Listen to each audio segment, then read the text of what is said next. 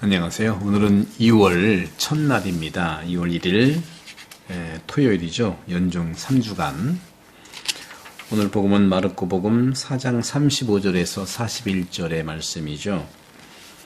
저녁이 되자 예수님께서는 제자들에게 호수 저쪽으로 건너가자 하시고 그러니까 제자들이 군중을 남겨둔 채 배에 먼저 타고 있었나 봐요. 예수님께서 배에 타고 계신 예수님을 그대로 모시고 갔는데 그때 거센 돌풍이 일어서 물결이 배 안으로 들이쳐서 배에 가득 차게 됐죠. 물이.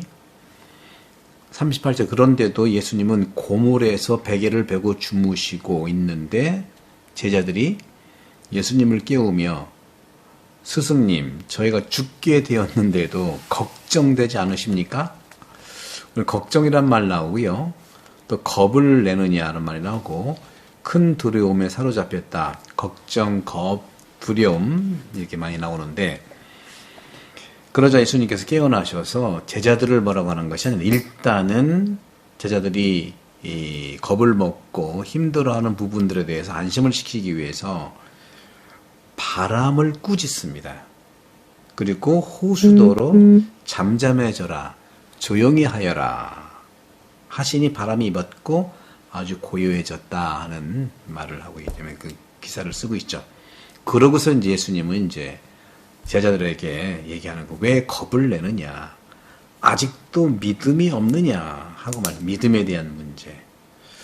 저도 이 부분에 대해서 이제 우리 교우들에게 이제 나누고 싶은 말이 많은데 저도 이제 많은 이렇게 경험을 해보면 교우들이 하고 유동성을 하는 말들이 저는 믿음이 없어요. 믿음이 부족해요. 믿음을 어떻게 해야 하는지 모르겠어요. 그러는 거예요. 믿음을 이렇게 없다, 부족하다. 믿음은 양의 문제가 아니거든요. 이해는 해요. 어떤 말씀을 하는 건지. 믿음 없다, 믿음 부족하다, 그 겸손이 아니라는 거죠. 겸손을 표현하지만, 일종의 자기 스스로에게 저는 영적 가스라이팅이다. 계속 주입하는 거, 주입. 나는 믿음이 없어. 믿음이라고 하는 이 부분들, 믿음은, 그러니까 우리가 물질의 영향을 받아가지고 믿음이 많다, 믿음이 크다, 믿음이 강하다, 약하다 이런 말 하는데 믿음은 있기만 하면 되는 거거든요. 믿음은 있으면 되는 거예요. 어제 복음이 그거잖아요. 겨자씨만한 것이 믿음만 있어도 된다는 거죠. 그럼 우리가 어떻게 물어야 할까요?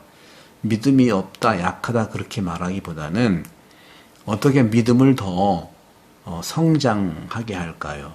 믿음을 어떻게 더 성숙하게 할까요? 그렇게 얘기하자는 거죠. 없다, 부족하다, 모르겠다 하면은 그게 가스라이팅이 돼가지고 평생을 그렇게 믿음은 저절로 생기는 게 아니거든요. 믿음은 마음을 주어야 되는 거거든요. 끌어들이라는 것은 마음을 주다는 거거든요. 그러니까 결론부터 말씀드리면 믿음이 성장하고 성숙하려면 성찰을 해야 됩니다. 자기 마음에 대해서 마음을 들여다봐야 되는 거예요. 이걸 양심 성찰이라고 하죠. 양심 성찰을 하면 믿음은 깊어지고 자라고 성숙하게 됩니다. 특히 지도자들은요, 더욱더 이 양심 성찰, 이 성찰을 강하게 해야 돼요. 성찰을 못하는 사람은 맨날 거짓말하고 남 핑계 대고 계속 자기 최면에 걸어가지고 남이 핑계 잘못했던 것만 얘기, 자기 성찰이 없어요.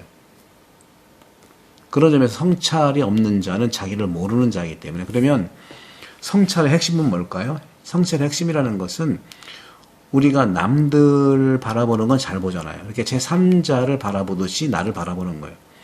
여기에서 믿음, 다시 말하면 마음, 양심 성찰, 내 마음을 성찰하는 가장 중요한 것은 하느님께 대해서 하느님 말씀을 들었을 때에 하느님 말씀 들은 나의 반응이 양심 성찰인 거예요. 마음 성찰인 거예요.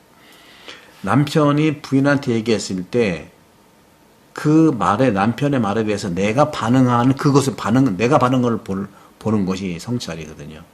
또 부인이 얘기했을 때 내가 부인에 대한 말을 내가 어떻게 반응하는지를 보는 게 성찰이거든요. 그러니까 우리가 미사 때마다 생각과 말과 행위로, 그리고 자주 의무를 소홀히 했다고, 이걸로 죄를 지었다고 하잖아요. 여기서 죄라고는 현행범이 아니에요. 나를 들여다보는 걸 얘기하는 겁니다. 나는 사랑받는 죄인이거든요. 죄의식 가질 필요는 없어요. 여기서 죄라고 하는 것은 나를 들여다보는 걸 얘기하는 거예요. 양심성찰을 얘기하는 거예요. 양심성찰을 못하는 게 죄인이 되는 겁니다. 주일 빠진 거 죄 아니에요.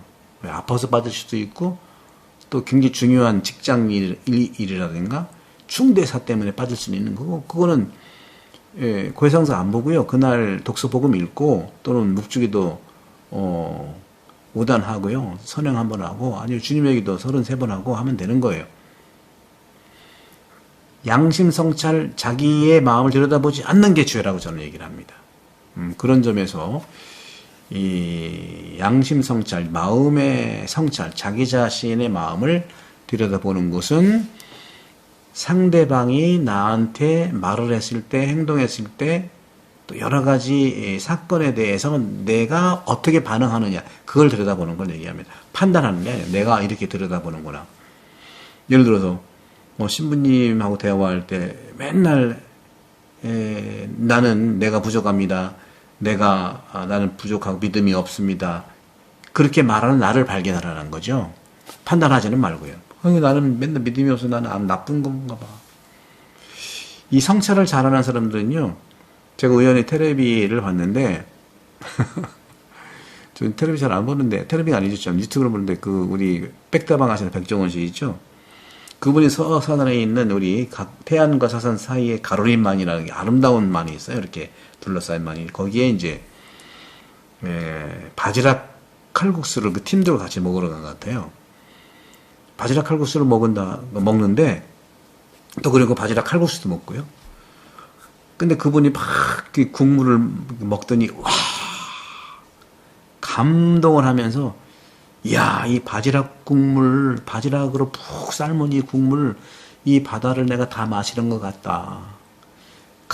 칼국수 먹으면서도, 이야, 이건 정말 바다를 끓여서 내가 잘 먹는 것 같다. 얘기했어요. 그러니까 팀 중에 그 맛이 어떤데요? 칼국수 맛은 어떠고, 그 바지락 그을 삶은 그 국물은 어떤데요? 그러니까 그분이 그러는 거예요. 내가 알아듣긴 그렇게 알아듣어요. 이 칼국수를 삶은 이 국물이 아메리칸 커피로 비하면 아메리카노라면, 바지락을 삶은 이 국물은 에스프레소야. 이런 표현들을 하는 게 그게 성찰이거든요. 잘 그걸 들여다보고 표현하는 걸 얘기하는 거죠. 내가 내 감정도 잘 표현하는 게 중요하죠.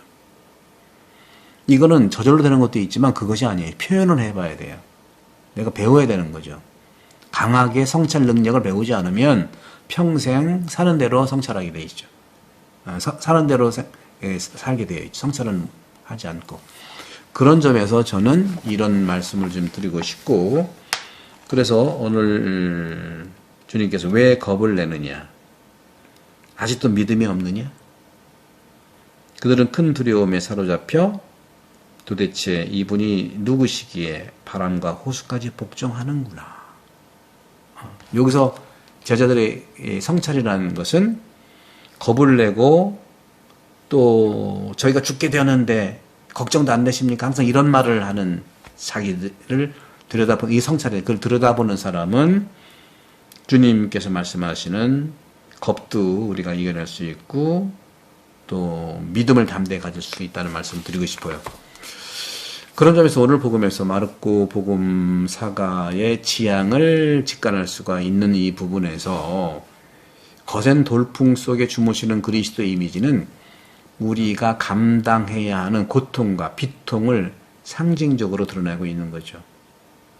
악의 힘들은 일상에서 우리 위에 덮쳐서 정말 창궐해서 드러나는 거죠. 요즘에 우리가 얼마나 작년 12월부터 이런 모습들을 많이 경험했잖아요. 두려워 죽겠어요. 무서워 죽겠어요. 그럴 때 마치 우리에게 하느님은 주무시는 분이 아닐까? 우리에게 무관심하고 멀리 떨어져 계신 하느님처럼 경험되기도 하는 걸 느낄 수 있는데, 저는 그렇게 생각하지 않고 작년 12월부터 하느님께서는 온전히 우리에게 있는 그대로 악이면 악, 말씀드린 거센 돌풍이면 돌풍, 이걸 그대로 민낯이 드러나게 다 보여주시는 것 같아요.